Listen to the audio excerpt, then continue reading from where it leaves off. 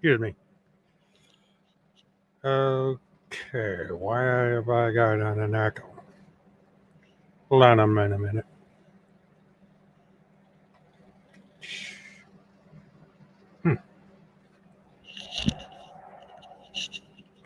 Not understanding why I'm getting an echo out of my headset. I usually don't have that problem, but it is what it is. I've had all kinds of problems tonight with the equipment.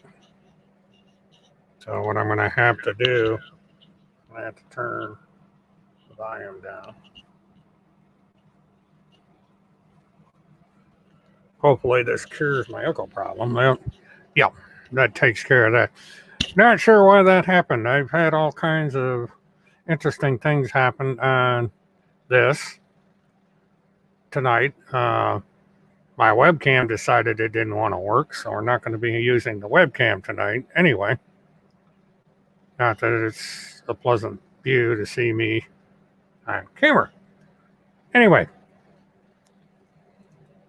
one thing I became aware of that I'm not sure what is going to happen is with the trial itself, apparently they haven't selected the jury yet.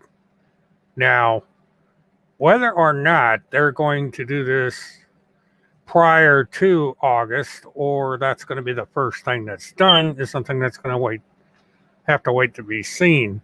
There is a status hearing coming up towards the end of the month that might answer that question, because it's basically the judge asks everybody, are you ready to go? You better be, because the thing is on the docket for the 2nd of August on Monday. And I hope it's going to go on too, or I've made a whole bunch of arrangements for nothing. But we'll deal with that when the time comes. Now, what we're going to do tonight is we're going to discuss a little bit of how Cynthia got into this mess in the first place. And I'm in the process of trying to find the file I'm looking for. Here we go. And this is going to be the timeline up. Well, let's just go along with it and see. Yeah, Amber and Skippy are in the back. They're kind of relaxing. So I'll pass along your hellos to them. They're probably would be happy to hear. Okay, the way this worked out is Joseph Ramos was Cynthia Abzug's traveling companion for months. The owner of the shop was called by Field McConnell stating that there were surveillance drones and planes, and James White says, "Who are these people coming after us?" Okay, what I'm doing, I'm reading from a transcript, so I'm having to skip down. Okay, on October 4th, Ramos was back at Field McConnell's home and left again on the 8th of October. Stayed at the office of a friend in Osceola, Wisconsin, which turned out to be Dr. Olson, a.k.a. Dr. Good Vibes. Everybody showered up. Olson gave him clues. He drove back to Plum City to get all their stuff from Field's house. The trio left again on the 9th of October. During this time, other members of the Children's Crusade had been in touch with Cynthia, Sarah Dunklin, and Dana Davis Smith of Great Falls. Ramos had heard from Cindy in the latter weeks of August about this Dana person, and she was managing Cindy's case and helping her with money and paperwork. She had a diplomatic immunity passport filled out on Cindy's behalf, and then Cindy signed it. She was to use passport to protect her from illegal searches and seizures. Dana also offered her home outside of D.C. in Virginia, which would be a safe house to escape or run from bad people too. Ramos only one who had a car, and Cindy asked him to take her to Virginia. The car he was driving was registered to his deceased father, and he thought they were pulling a fast one on bad people because the license would have revealed his father's name and not his. If they were looking for him to get to Cindy, they would have to have had his other car. Now, this is an indication that they were willingly engaging in avoidance of law enforcement. Now, they had to stay overnight on October 8th. Wilson brought their belongings back to his house for the trio. And then they thought of ways or safe grounds to run to, and Cindy came up with Dana. Olson arranged for $5,000 to be wired to them from Dana. Olson advised them that using cash would mask any travel, as electronic debits would be traced. They left Osceola on October 9th, arrived at Dana's house on October 12th, stayed outside of D.C. the night before.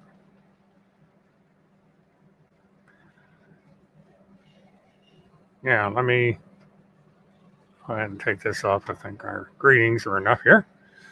Okay. While at the house, Dana apparently took care of vehicle oil change and tune-up. And Cindy was told she could stay for as long as she wants. Ryan flies out the next day, and they, Joseph and Cindy, thought it odd. They were looking for the trio. Why would Ryan fly out of a large airport? Joseph and Cindy at Dana's for a week, and then they left on October 20th. Dana was trying to coordinate with Sarah to take care of Cindy's house to keep rent's payment going or move belongings to a social facility. Sarah is Sarah Dunklin. Cindy and Dana worked throughout the day and trying to get things done on her case. Catherine Hine, Ruth Hom, Sarah Ducklin, and people were taking care of her house.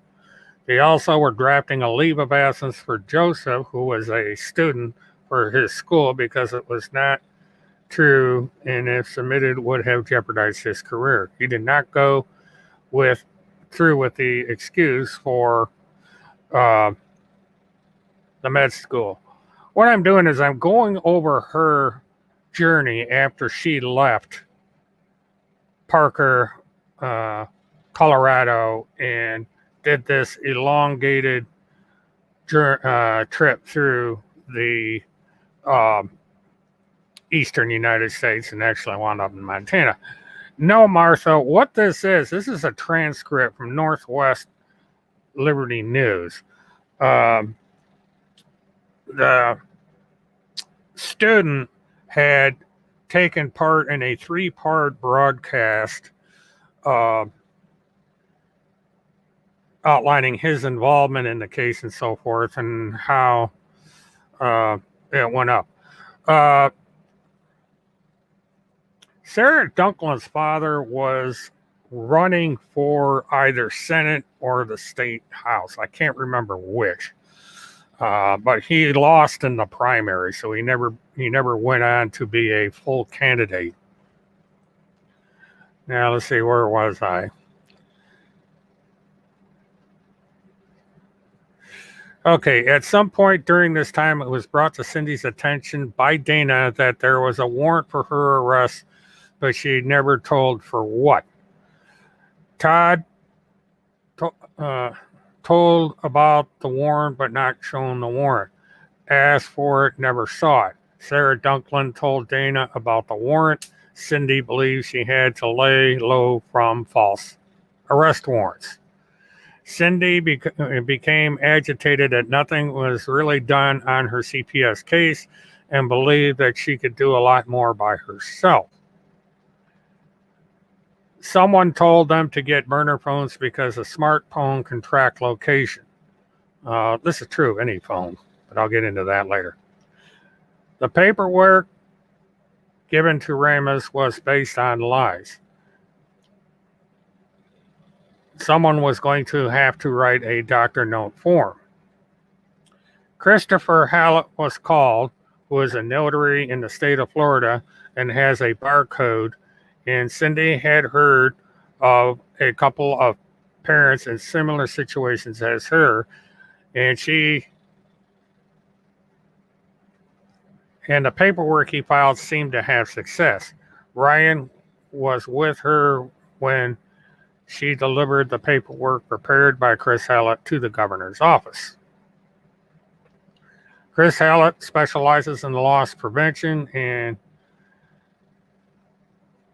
CIA thought nothing was happening in Virginia and was intrigued by his company, E-Clause.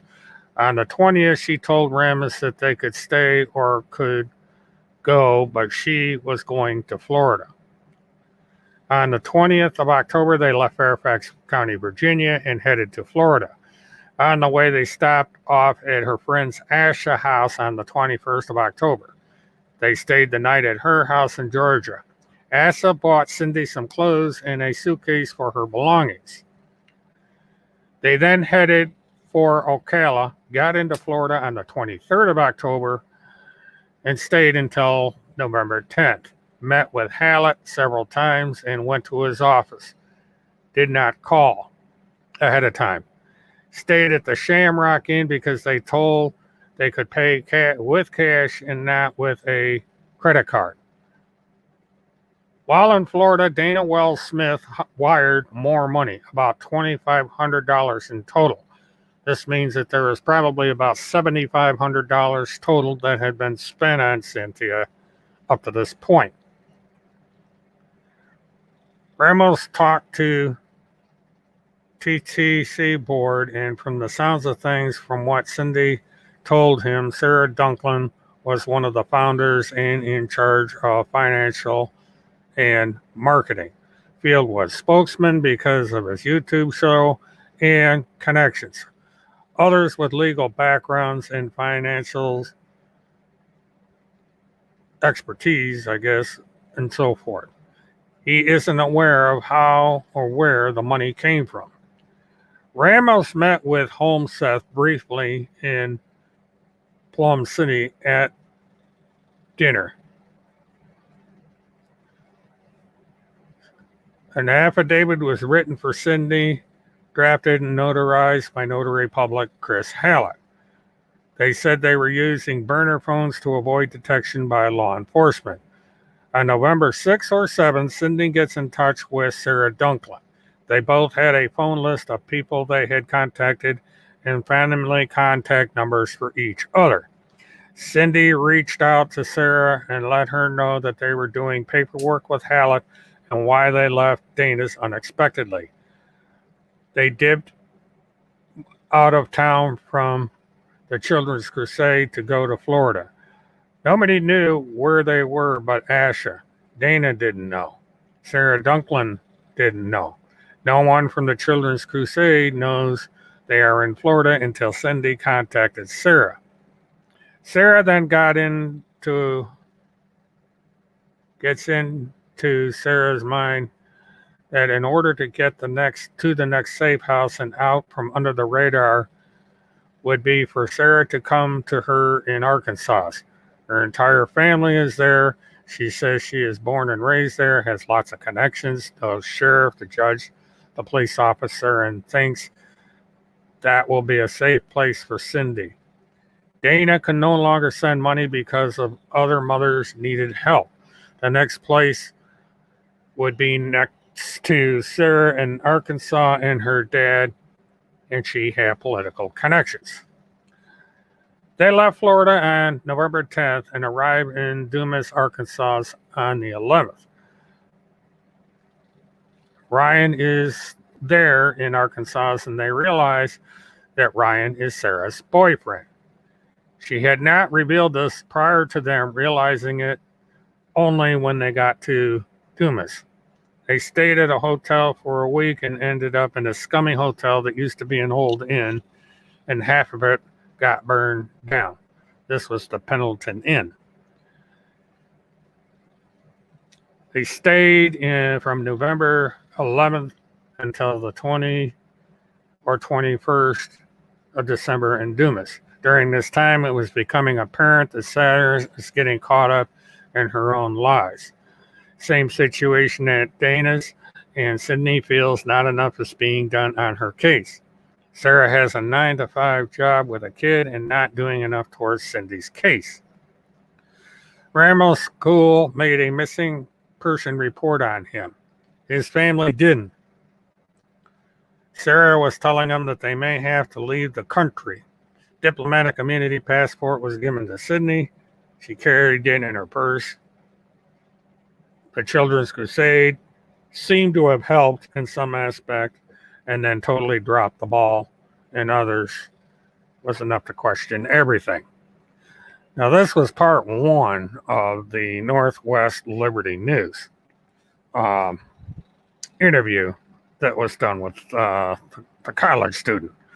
Now, as we all know, Cindy went from here in Dumas, Arkansas, all the way up to the studio of Northwest Liberty News.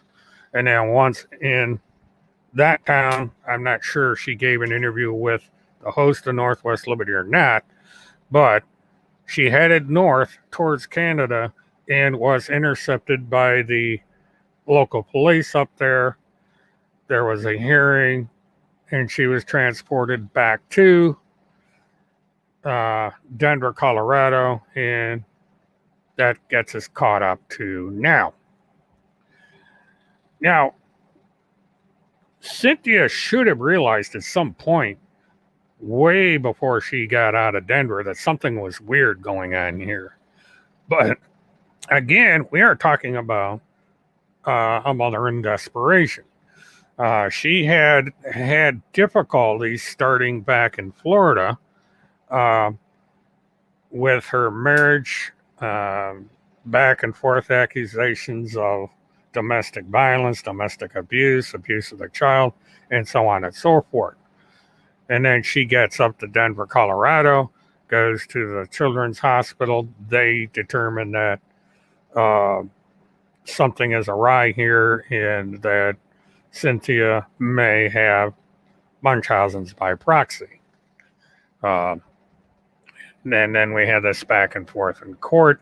She gets put on an ankle bracelet, uh, and now she is awaiting trial in a little more than a couple of weeks from now. So,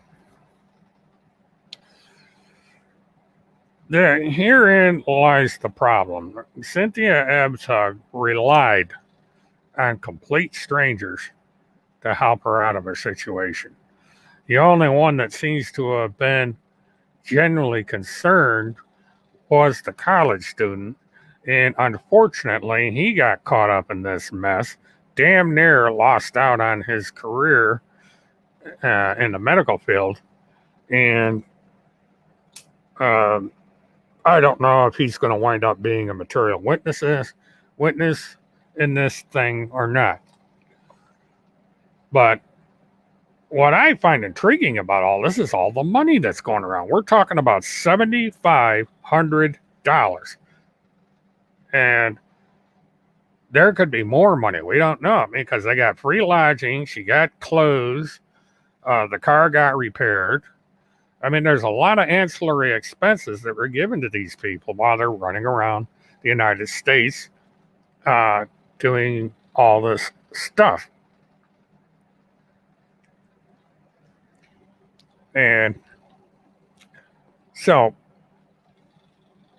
the basic question here that I have is, what in heck is going to happen to all these people when the trial comes up? Because that's when we're going to find out the true story here. Because we're going to have the prosecution give his opening argument, and it's in that opening argument that a lot of stuff is going to come out. And of course, the defense is going to give their opening arguments, and they are going to try and come up with why Cynthia should not be punished to the nth degree for her actions, that somebody else basically okay,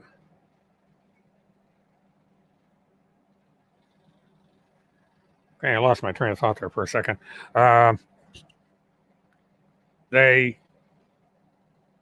All these participants in this little drama are going to be brought out in court, hopefully.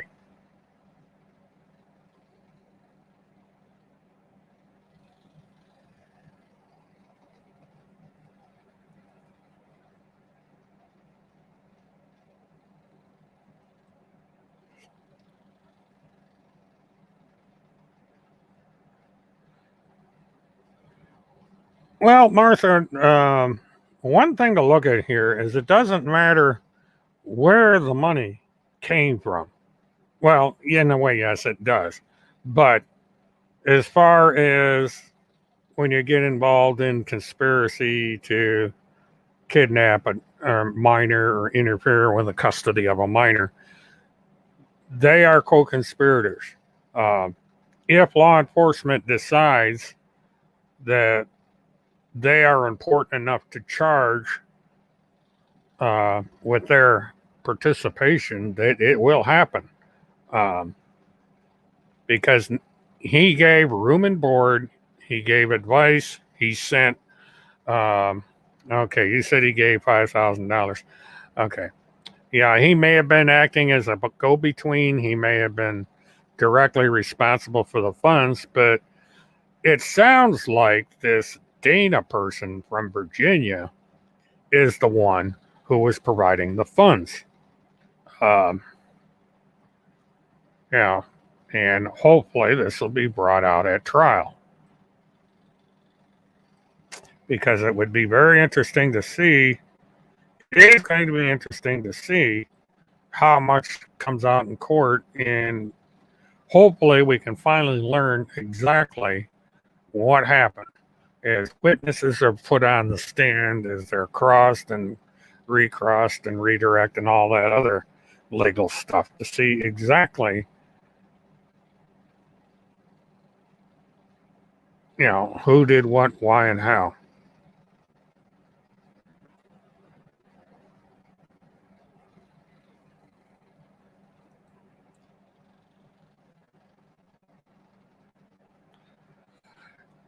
Divine, I remember that story, but I don't know who in their right mind would give Timothy Holmes $60,000. Now, if that is true, we're going to find out about it. And we're going to find out why in hell it was necessary for uh, Tim Holmstaff to have that kind of money.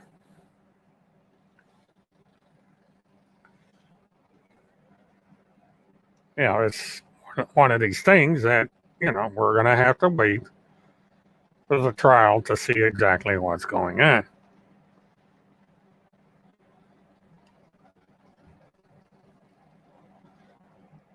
And we had a troll come in here, and I disposed of the problem.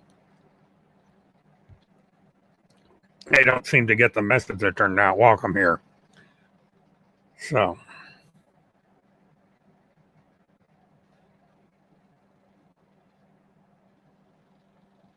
Task Force has their own little playground that they can go play in. They don't need to come in here.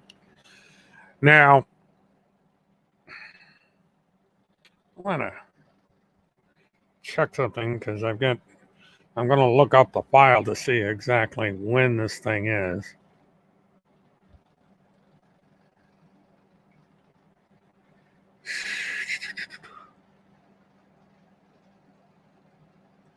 Oh, that's fine. I caught it.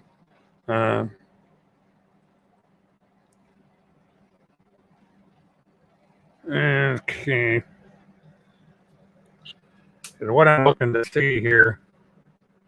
Okay, on August 22nd, there's going to be a virtual hearing, and it's going to be a pre-trial readiness conference. So I guess they're going to work out anything that has to be worked, all the.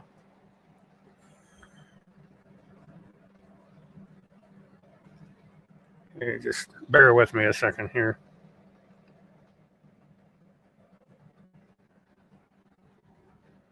Because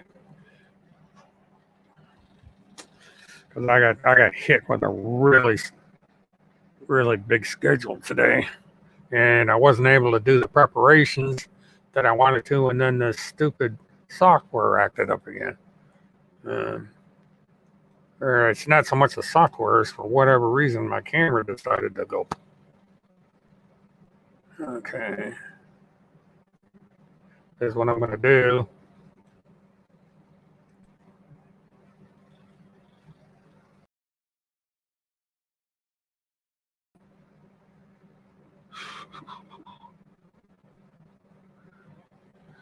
Okay, why is this not?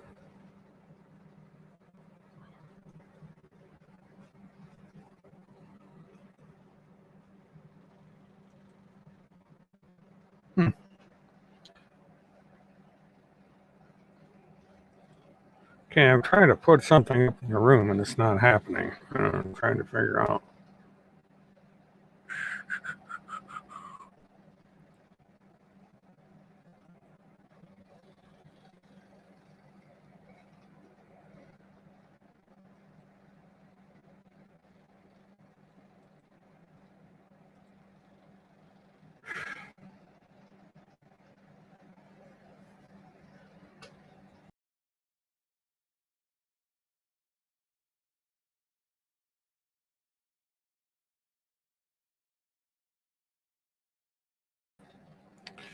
Okay, that's the way I had to do that.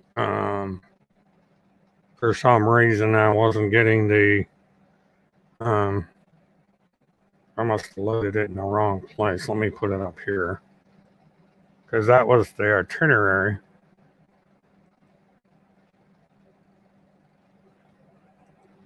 There we go.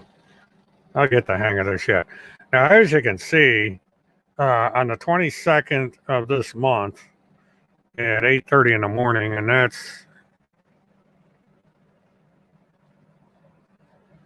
looks like it's going to be, let's see, 18, 19, 20, 21, 22. So it's going to be next week.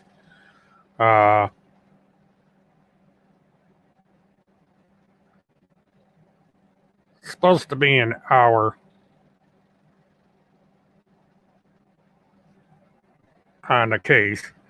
And then the 2nd of August, 3rd, 4th, and 5th is the actual trial. And then whether or not she's found guilty, she has another hearing on the 16th of September. And these are, it says 30-minute meeting and then another 30-minute meeting. Now, has to do with a custody situation with her child. And so that is the reason for all this. Good evening, Levi. Welcome to the stream tonight. I just am going over briefly Cynthia'S little sightseeing tour as she came in. Let's see.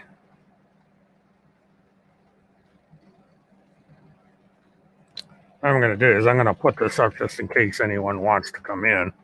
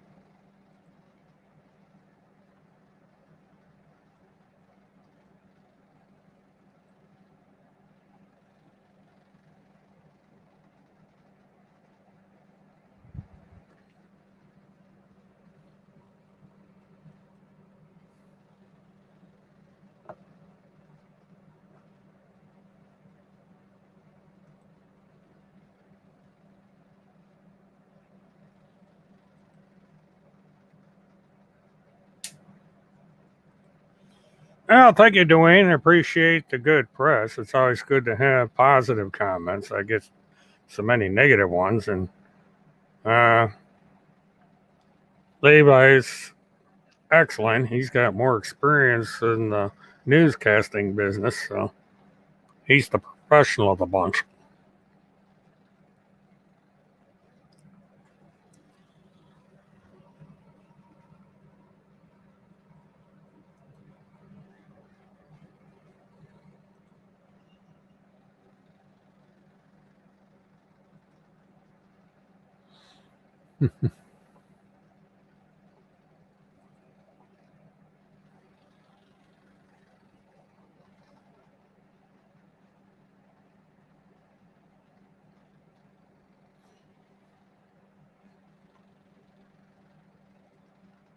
One thing I'm going to do too is I'm going to do a little bit of a review just to make sure that nothing's changed.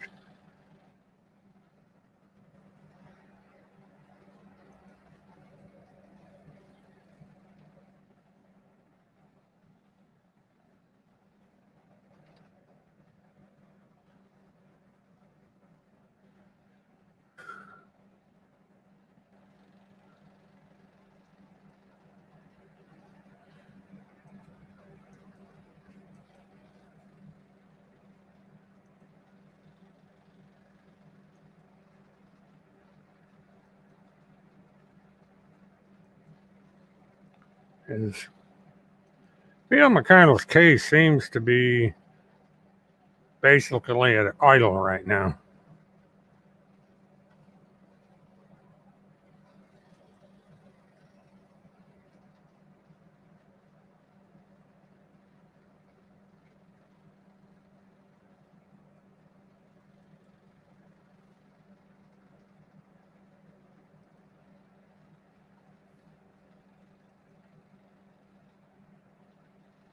Okay, let's see what's going on with Field.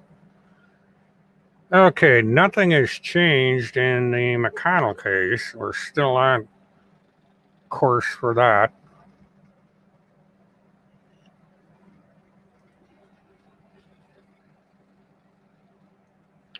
Because basically, what we're going to have going on, we're going to have these three trials coming up, one right after the other.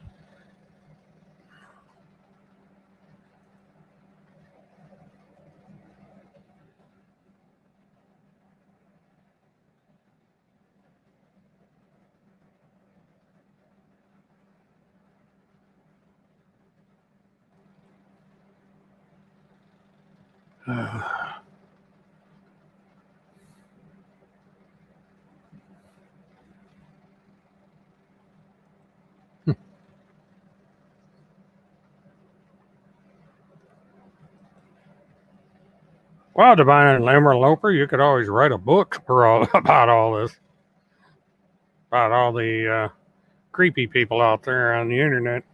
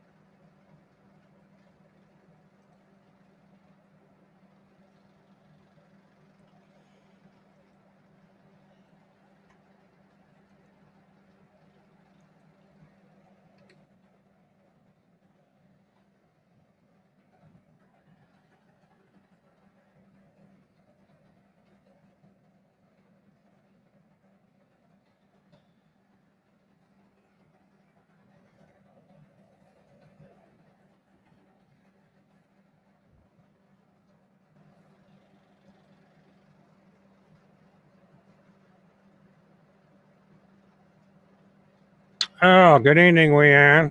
Welcome to the chat.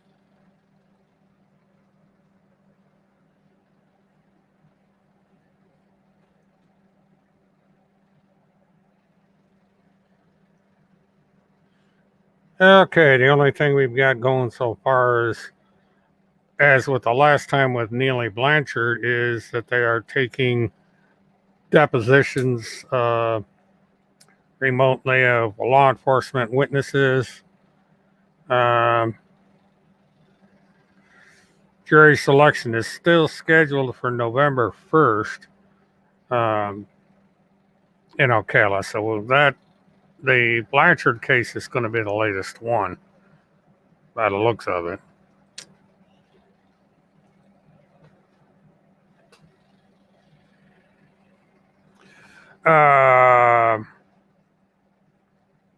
Absolutely not.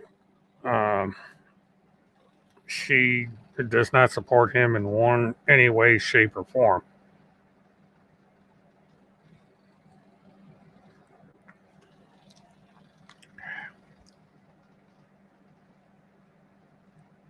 Hello, Terry. Welcome to the chat.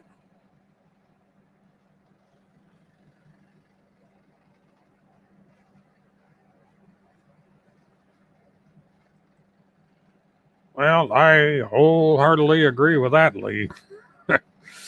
Yeah, because this, I mean, good Lord.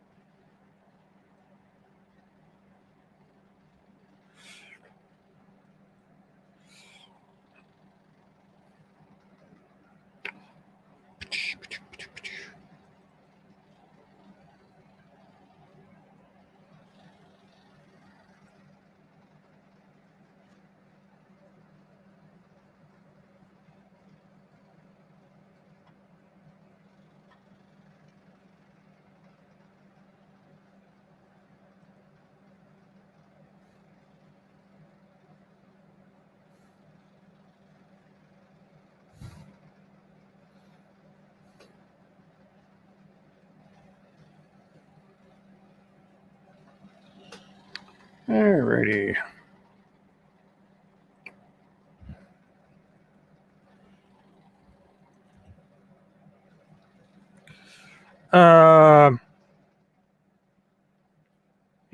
I don't know where he's at, Leanne, and I really don't care. Um, the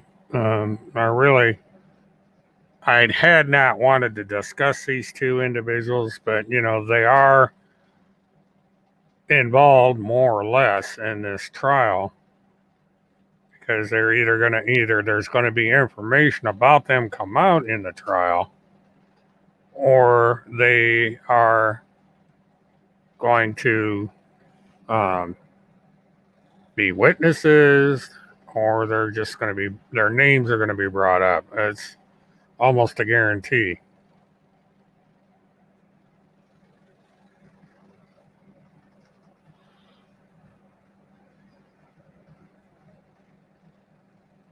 Now, as far as I know, everything is on track for the second. I'm still getting things arranged as far as getting out there and so forth. And depending on um, how the status conference goes, um, I will be there covering this thing live.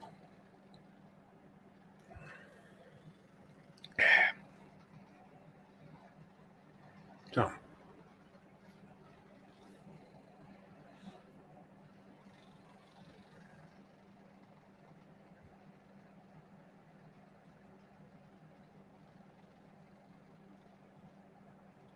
that's correct. And the confidential informants, they generally are protected um, by the courts.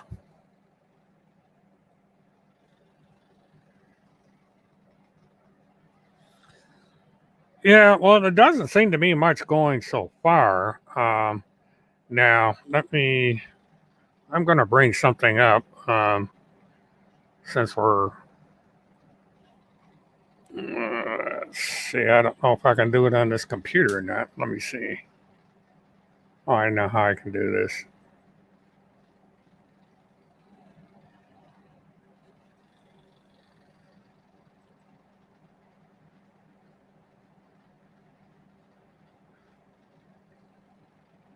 And I didn't think so.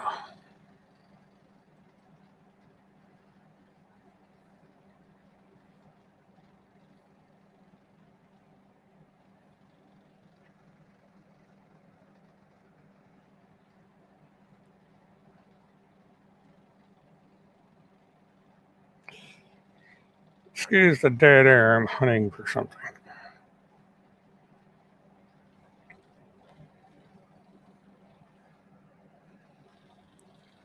Because what I do, I do things online, and I use two different computers, and the other computer is kind of out of my reach at the moment.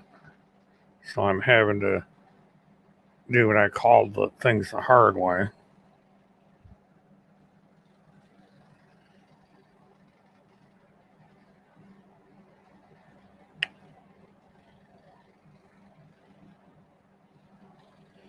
But Randy did something rather dumb.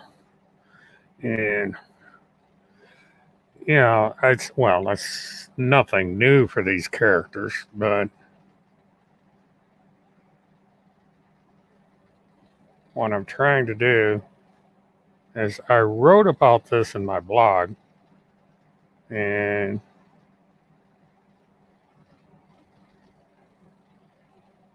come on, where is it?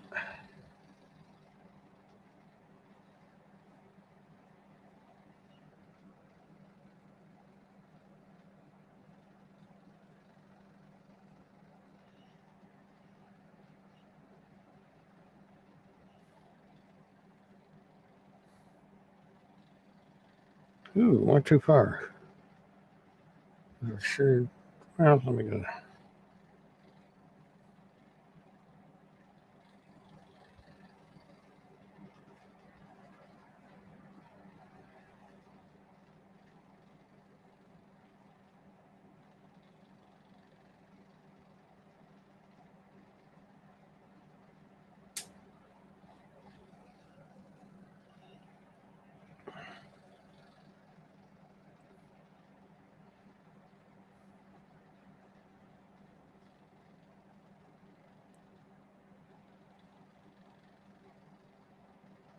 Well, I'm gonna have to try something different because I'm.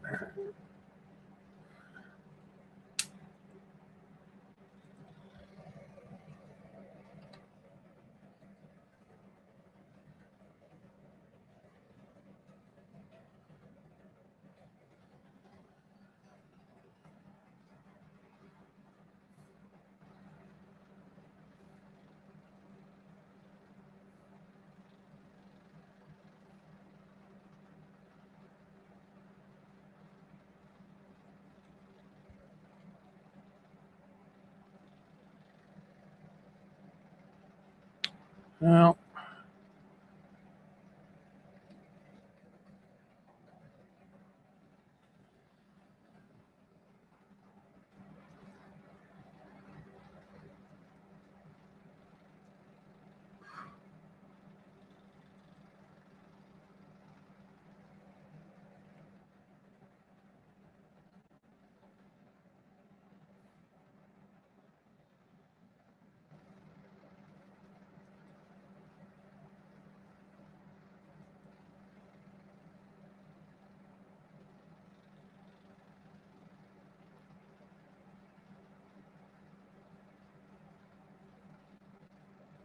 uh, yeah, I'm not gonna be able to do this.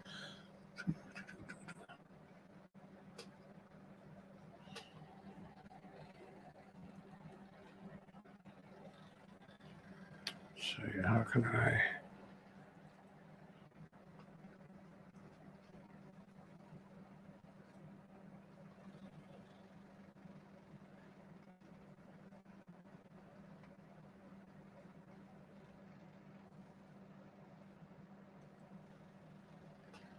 Well, he can attend the Colorado trial.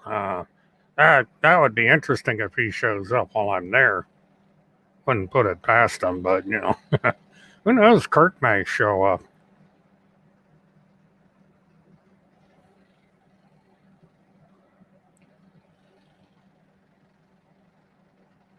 So yeah, that'll be interesting, Levi, to see if he shows up.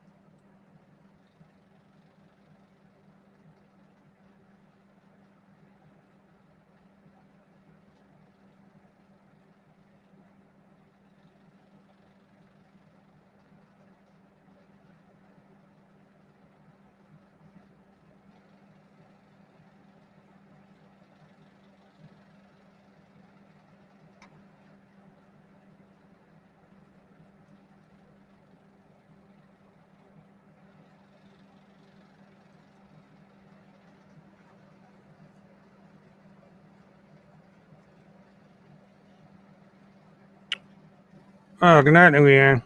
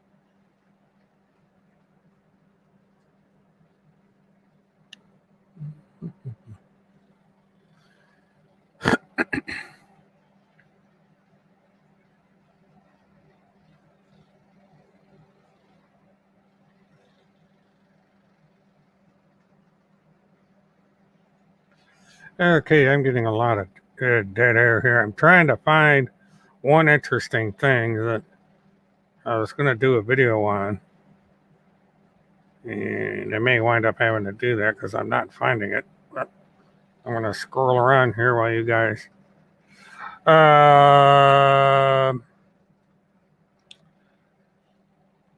I think that the high command did something about him. As far as hearing from him directly, I don't know. He's probably making the rounds with those pay-per-view things that he does. Um, and, they're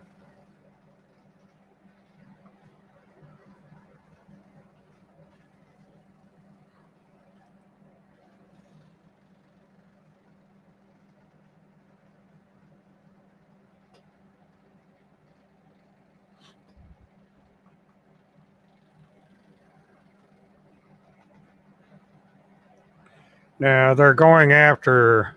Um, okay, here we go.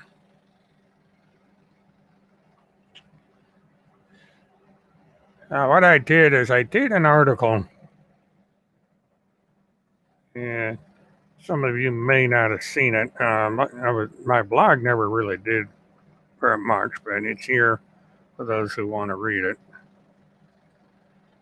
But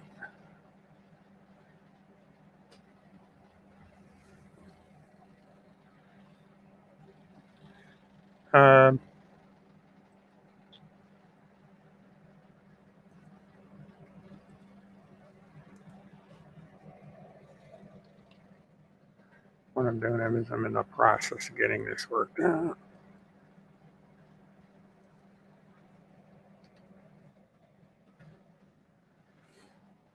Now, what had happened is that Craig Sawyer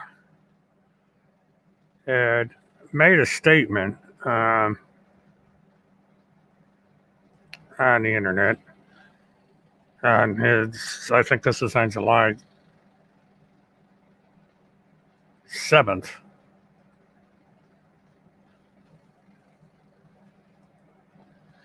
And what he had said was that it's hard to read here, but he had actually made a statement that Timothy was a pedophile, Timmy was a felon, and Timothy Holmes has never been charged, much less convicted of stalking. And of course, he was completely wrong about all of it. But the curious thing was that she had claimed that Tim Holmseth had never been convicted of a felony. And this got me scratching my head a little bit because I thought I remembered seeing something about Timothy Holmseth being a convicted felon. And sure enough, I went back through my records and way back in July 1st, 1996, which we're in the month of July. So, do the math as far as how many years it's been. But there you are. Timothy Holmseth was convicted of a felony. And he was convicted of stealing. Now, in the state of Minnesota, in a nutshell, theft involves the wrongful taking of any form of tangible, real, or personal property. As a general rule, theft is a felony in Minnesota, punishable by a year or more in prison if the item or items taken are worth more than $1,000. So, according to Minnesota police records, Tim Holmseth was charged with stealing. Now, You would think that Randy, being the diligent person that she is to getting at the truth, would want to have checked the records. But she didn't do that. She just went on little old internet on her little old blog there that she owns and says that Craig Sawyer is a liar and he could be sued because Tim Homseth is not a felon. And yet here we have it on record from the court. Tim Homseth is a convicted felon. And it's not like, it's been 10 years, so he's no longer a convicted felon. This stays with you for the rest of your life. Once you're a convicted felon, you're a convicted felon unless you get something from the governor or something that says no. Now, this is something else that's kind of weird. Tim Homseth got hit with a trespass. Misdemeanor trespass, which means, he didn't go into Walmart and they said, okay, we don't want you here anymore, so we're going to trespass you. He was convicted of misdemeanor trespass. Now, this was in 1990. Tim Homseth is a relatively young man. And if you go through and check his records, you will see that he had a whole bunch of problems, and when it involves DUIs. He was charged with DUIs. He refused breathalyzer tests, all sorts of neat little things that Homseth got in trouble for. And so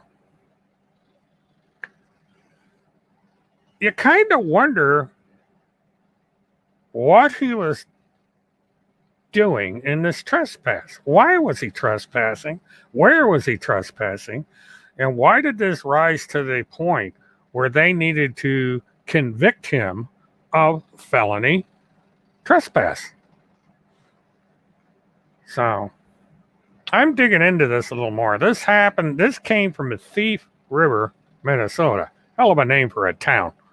They got some really strange, they got Crookstown, Minnesota, which is where the courthouse is that Timmy ran away from. And now we have him convicted of a trespass here in Thief River, Minnesota. People, interesting state. They come up with these names for these places. But, that's where we are tonight, folks, is we have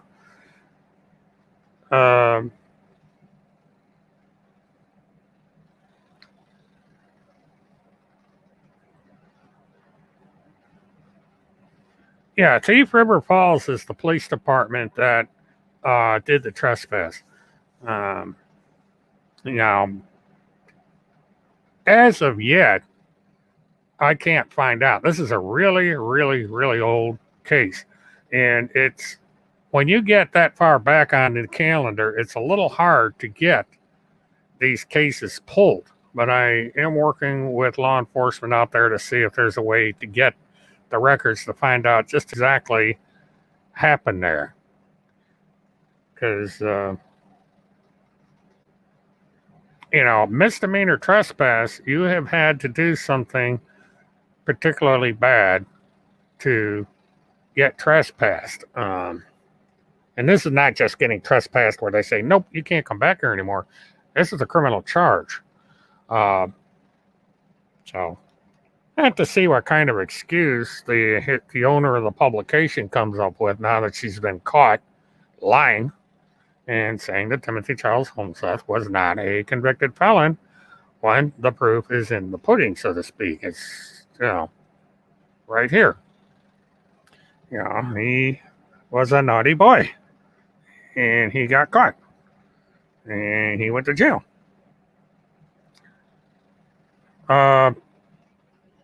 It could be anything. If he was trespassing on private property and private individual filed the charges, then it's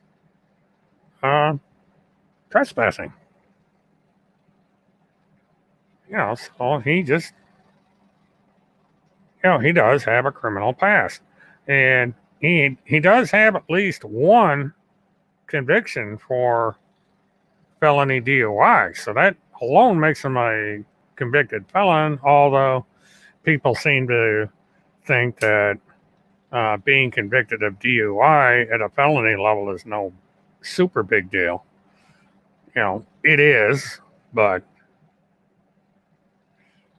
it's, why is this thing?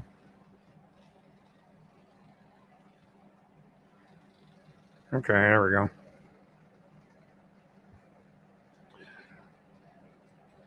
Well, yeah, you can get trespassed at the federal level, um, but this is at the local level, and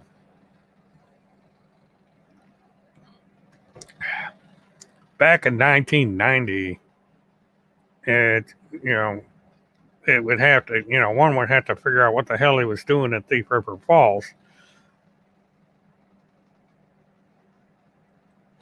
Yeah, I saw your post about that, and what it was is what you quoted was that he was caught lighting matches in his backyard. He was setting things on fire. And what's interesting is around the period of time that he claimed to have done that, there were a number of unsolved um, arson cases in the city up there. And I was always wondering uh, if he was the cause or one or more of those um, arson cases, because they happened around the time that he quoted in this book. You never know. It can't be proven. I can't prove it, but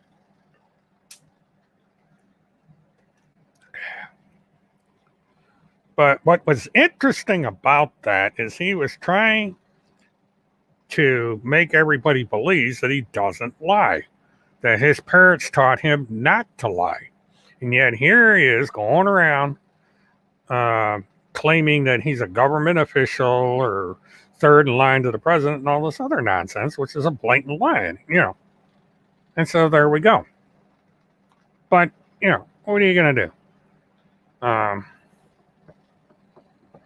Watch him sue me now because I've talked about him. But fine, I'll bring all this into court and they can explain all this. That went nowhere. But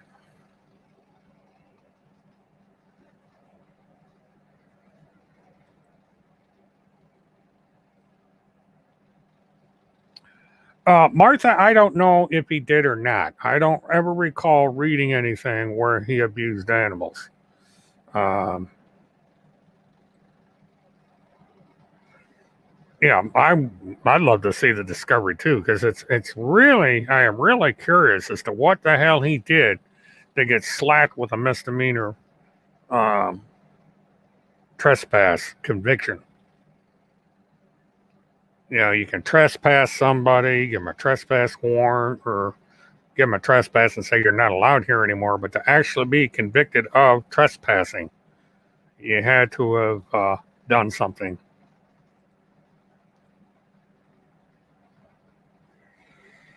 He is always on assignments. He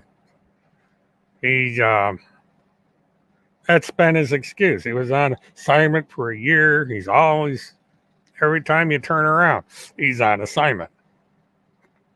And so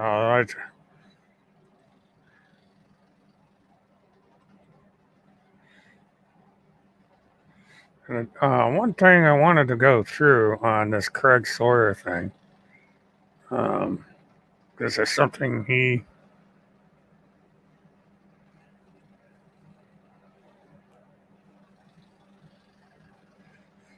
because Randy said he never was charged with stalking, but that's the exact reason he ran away from court, is because he was charged with violating a restraining order and was still stalking Kim Picazio.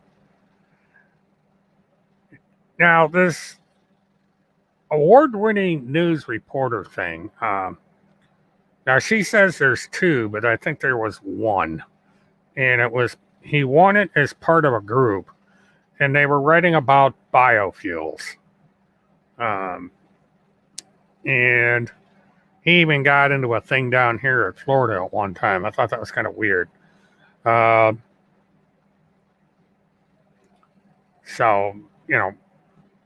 but the thing of it is, he was briefly had press credentials with the newspaper, but what Randy failed to tell everybody was that he was fired from the newspaper because he kept getting into arguments with the staff. He got into this thing where he thought people were out to get him, and there was some hanky-panky going on, and it's just, I don't know. I can't remember if that was in a lawsuit or where I read that. But this was kind of an interesting one. Timothy Charles Homseth passed a background check performed by the United States Department of Agriculture and was cleared to enter the secure areas of a locked federal facility. The federal facility in question was the National Weather Service. Now, Tim Homseth was a janitor. He was employed by a temp agency. He was not employed by the Weather Service.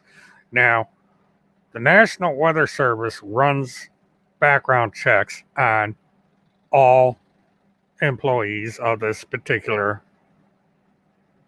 temporary agency. And it's what they call, there's multiple levels. And the kind of level that he was granted would have given him limited access to the building for the purposes of mopping floors, emptying waste baskets, and so on and so forth. Yeah, it's a federal building.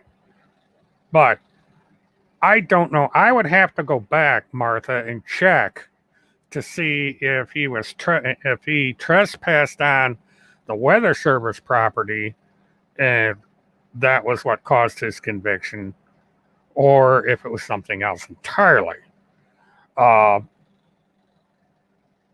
He sued the National Weather Service, and he sued a bunch of other people because of that, and lost. Now, the National Weather Service did not fire Homseth. He was fired by his employer, the temp agency. Now, why on earth did he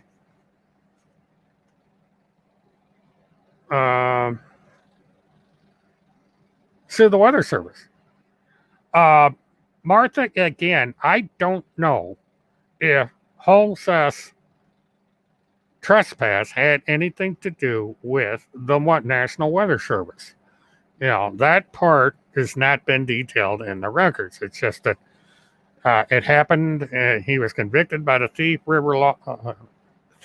River Police law enforcement, and I don't think the National Weather Service is located down there. I think it's up somewhere near East Grand Forks, where he used to live. And that's quite a long ways away. But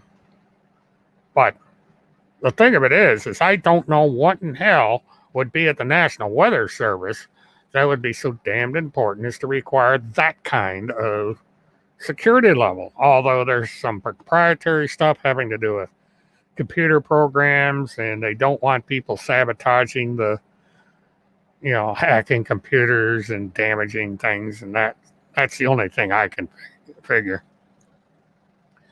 Well, Jolly Bridge Burner, thank you for coming in. I am at the quarter hour. I am going to close down. I'm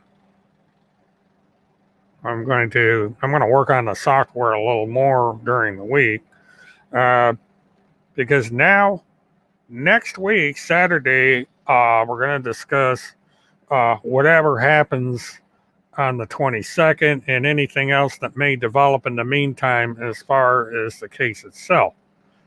And then after that will be the Saturday, I believe, before I leave for Denver, and I will talk to everybody on Saturday and explain exactly how things are going to go then. Sunday, I start mobile live streaming. I may do the trip to the airport, Orlando Airport. I may do a brief live stream before I board the aircraft, and maybe a live stream once I arrive in Denver. And these will be relatively short live streams. They won't be fly-a-thons or anything recorded. They will be live while I'm doing this stuff. So this is going to be where the experimental part kicks in, where I'm going to be doing the remotes, as they are called, just to get make sure the equipment is ready on trial day. So I'm going to bid y'all good night. I appreciate you coming in, putting up with the glitches I've had tonight. We're gradually improving this thing as we go along. And hopefully I'll have all the bugs worked out by the time the trial starts, so that everything goes a bit smoother. I will be using another computer. I will also be using my cell phones to live stream. So this is going to be an interesting night. So thank you, everybody, for coming in. Please like, subscribe, share, hit the notification button, and stay tuned as we delve into more of Cynthia'S Journey and the Cynthia trial in Castle Rock, Colorado. So good night, everybody. Have a good week, and have a good one.